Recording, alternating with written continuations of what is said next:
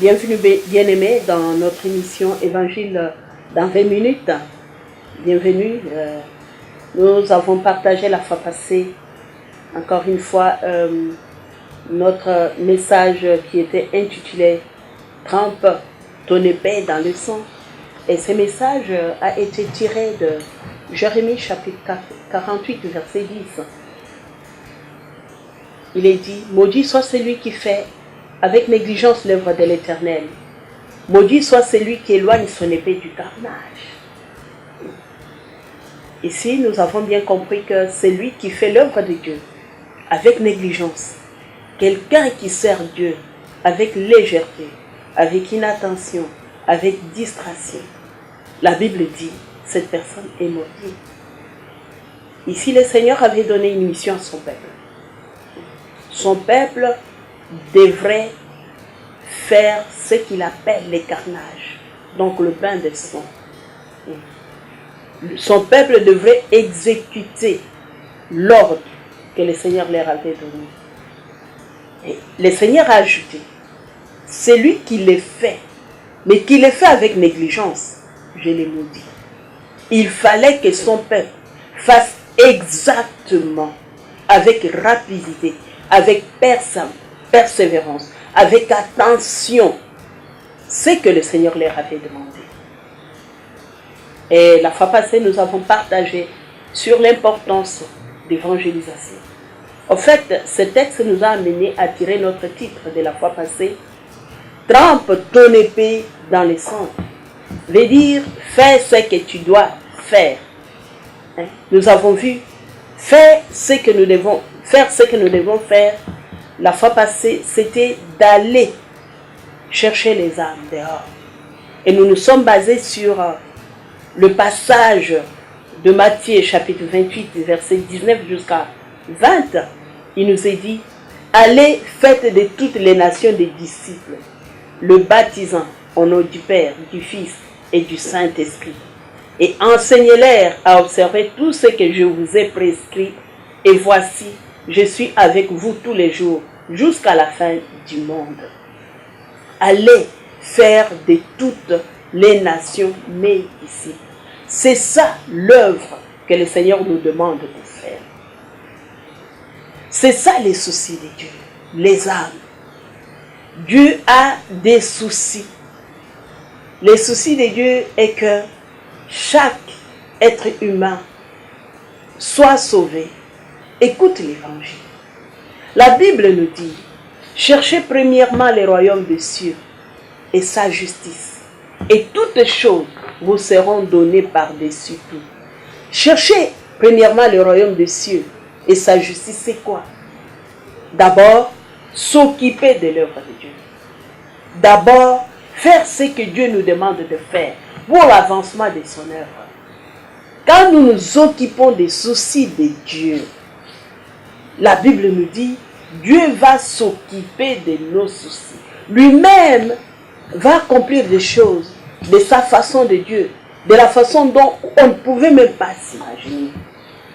Allez partout dans le monde, faites de toutes les nations des disciples.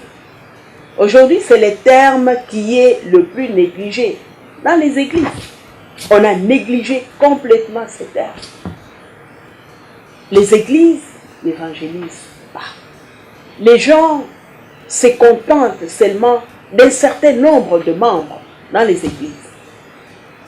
Voyons un peu ce que Romains, chapitre 10, verset 13 jusqu'à 14 nous dit. Romains chapitre 10, verset 13 jusqu'à 14 nous dit ceci. Verset 13 nous dit, « Car quiconque invoquera le nom du Seigneur sera sauvé. » Le verset 14 nous dit, « Comment donc invoqueront-ils celui en qui ils n'ont pas cru ?» Oh, une question. « Et comment croiront-ils en celui dont ils n'ont pas entendu parler ?» Encore une autre question. « Et comment en entendront-ils parler s'il n'y a personne qui prêche ?» Waouh! Paul parlait aux Romains de l'importance de parler du Seigneur aux gens qui ne les connaissent pas. Par extension en nous, ce texte nous parle aussi. Ce texte nous parle. D'abord, on nous dit, quiconque invoquera le nom du Seigneur sera sauvé. Toute personne qui va invoquer le nom du Seigneur Jésus, veut dire, qui va l'accepter dans sa vie, il va être sauvé. Mais il y a une question. Comment cette personne qui ne connaît pas Jésus pourra invoquer ces noms-là, sans qu'il ne puisse pas croire? Mais comment il va croire sans qu'il puisse entendre parler de Jésus? Et comment il va entendre parler s'il n'y a personne qui prêche? S'il n'y a personne qui prend la peine d'aller parler de Jésus à ceux qui ne les connaissent pas? Peuple de Dieu, ce texte nous parle clairement que dehors, là, comment les gens qui sont dehors pourront entendre parler de Jésus s'il n'y a personne qui va leur annoncer la bonne nouvelle, s'il n'y a personne qui va leur parler de Jésus? Nous voulons que les gens puissent croire en Jésus-Christ. Comment ils vont croire dans la personne où ils n'ont jamais entendu parler? Comment ils pourront croire? Et comment ils pourront croire s'il n'y a personne qui leur parle de Jésus-Christ? Et pourtant, le Seigneur nous a promis, le Seigneur a des promesses merveilleuses, très riches, qu'il nous a promis dans sa parole. Psaume chapitre 2, verset 8 nous dit ceci. Demande-moi et je te donnerai les nations, les extrémités de la terre pour possession. Il dit, il suffit de me demander. Quand est-ce qu'on demande? C'est quand on a les fardeaux des âmes. Il suffit de lui demander. Si tu as vraiment les soucis des âmes, il dit, demande-moi, je vais te donner des nations. Le Seigneur a dit noir sur blanc ici qu'il veut nous donner des nations. Demandez dans la prière. Mais après la prière, qu'est-ce qu'il faut faire? Il faut passer aux actes. Sortir dehors, aller chercher les âmes, aller impacter les nations. Voilà pourquoi dans notre évangélisation, nous devions viser encore plus haut, placer la barre assez haut, réclamer carrément des nations. Parce que c'est ce que la Bible nous demande de réclamer. Réclamer, bien-aimés, ayez l'audace maintenant de réclamer les nations dans lesquelles vous vous retrouvez. Réclamez les pays. Le Seigneur, notre Dieu, est un Dieu de nations. Il veut nous donner des nations. On ne devrait pas se satisfaire de n'importe quel nombre de membres à l'Église. Aussi longtemps qu'elle est dehors de l'Église, il y en a plein d'âmes qui ne connaissent pas le vrai Dieu, Jésus-Christ de Nazareth. Que ce soit une église de 5000, on ne devrait pas se satisfaire de ce nom. Que ce soit une église de 500, de 1000, d'un million, on ne devrait pas être satisfait.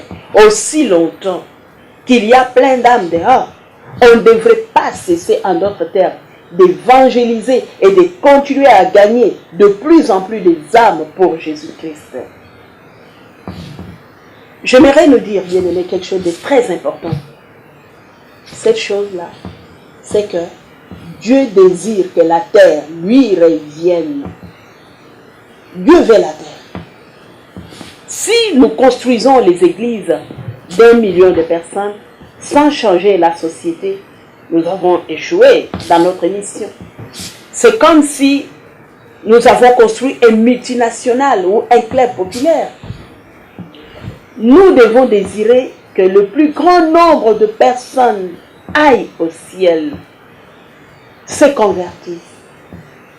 Alors, envoyons des gens dans les mondes.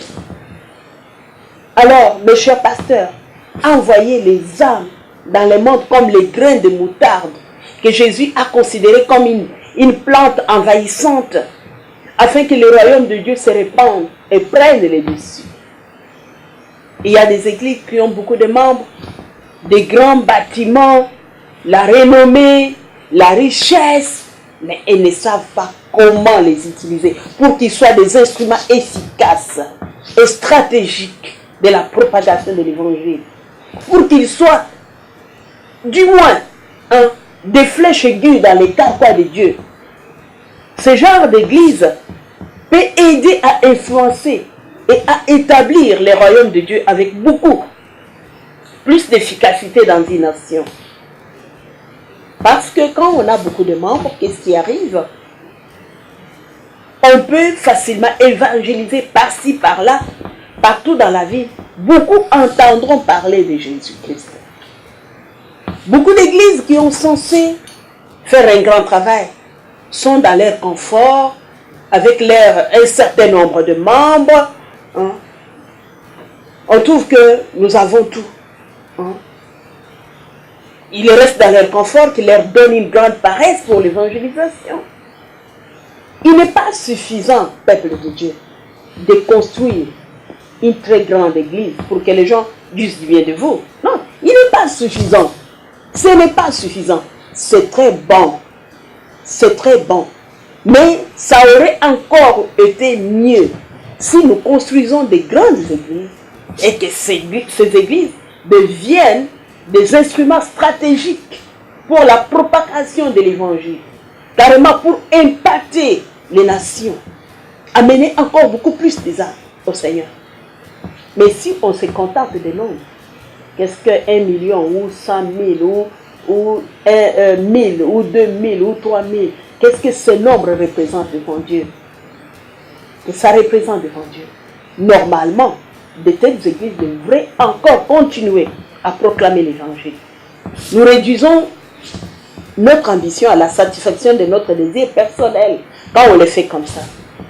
Donc, il ne sert à rien d'avoir une grande église si le but n'est pas de toucher et de continuer à toucher le plus grand nombre du monde qui ne connaissent pas Jésus dans la ville.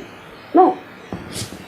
Moi, j'ai toujours considéré l'église comme le plateforme que Dieu nous donne en tant que son peuple. Ok? Pour affecter notre ville, notre nation. Une plateforme.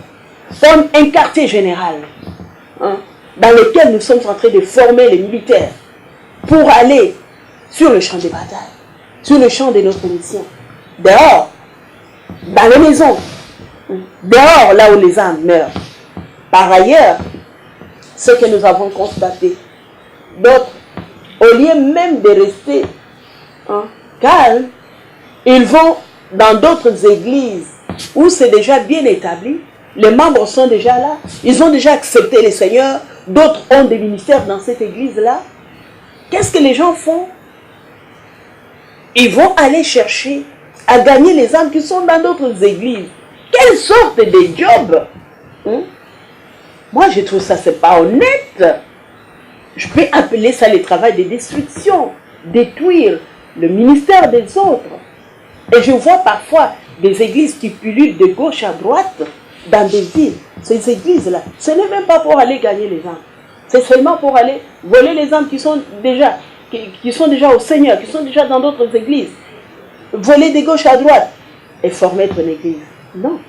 Si tu es vraiment quelqu'un qui a les soucis des âmes, tu veux vraiment faire quelque chose pour le Seigneur sur cette terre. Les âmes qui ont déjà accepté le Seigneur, laisse-les calmes. On doit aller chercher ceux qui n'ont jamais entendu parler de Dieu ou ceux qui ont rétrogradé, qui sont retournés dans les mondes. Le vrai travail, c'est dehors, bien-aimés. Quand on veut commencer une église, c'est une bonne chose. Puisque la Bible dit que la moisson est grande. La moisson est très grande. Il y a peu d'ouvriers. Il y a peu d'ouvriers. Et le Seigneur nous a même demandé, priez afin que le Maître envoie les serviteurs dans la moisson. Quand il y a de nouvelles églises, nous bénissons le Seigneur. Mais que les nouvelles églises soient là pour gagner les âmes qui ne connaissent pas encore le Seigneur. Ne viens pas établir ton église à côté d'une autre église pour voler ou prendre les âmes qui sont de l'autre côté. Pas bien aimé, ça c'est pas une vraie évangélisation. Ésaïe 49, verset 8 nous dit ceci. Ainsi parle l'Éternel. Au temps de la grâce, je t'ai exaucé. Et au jour du salut, je t'ai secouru. Je te garderai, je t'établirai pour traiter alliance avec le peuple, pour relever les pays et pour distribuer les héritages désolés. Dieu a traité alliance avec nous, peuple de Dieu. Et cette alliance, c'est pour récupérer la terre, pour récupérer les nations. Dieu veut la terre. Dieu veut récupérer sa terre. Mais qui va travailler pour lui? Le Seigneur est en train d'appeler. Qui enverrai-je? Le Seigneur a besoin des autres Ésaïe qui pourront dire, Seigneur, me voici, envoie-moi. Que le peuple de Dieu se réveille pour l'évangélisation. Il est temps qu'on se lève pour gagner les âmes. Il est temps que les églises bougent. Ne restez pas dans votre confort. Quel que soit le nombre que vous êtes, quelles que soient les œuvres que vous faites dehors. Tout ça, c'est bien. Ça va être encore mieux si nous gagnons les âmes. Il y a beaucoup d'âmes qui sont là, qui entendent que tu leur parles du Seigneur. Que le Fils que tu leur dises, Jésus-Christ est bon, Jésus est mort.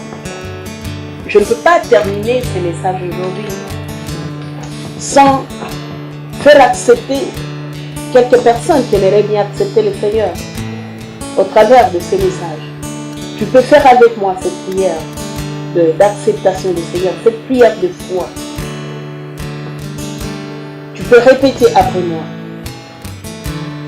Tu vas dire, c'est mon engagement personnel envers Seigneur Jésus-Christ. Tu dis, Seigneur Jésus, je reconnais devant Dieu que je suis pécheur. Je crois que le Seigneur Jésus-Christ a été crucifié pour moi et qu'il est ressuscité pour ma justification. Je me répands de mes péchés et les reçois maintenant et fais profession de foi en lui comme mon propre Sauveur et Seigneur. Merci d'avoir fait cette prière. Que Dieu te bénisse abondamment. Nous allons nous revoir prochainement, la semaine prochaine, encore dans notre évangile, dans 20 minutes. Nous allons continuer toujours avec ce thème de l'évangélisation, puisque le Seigneur en a besoin. Que Dieu te bénisse.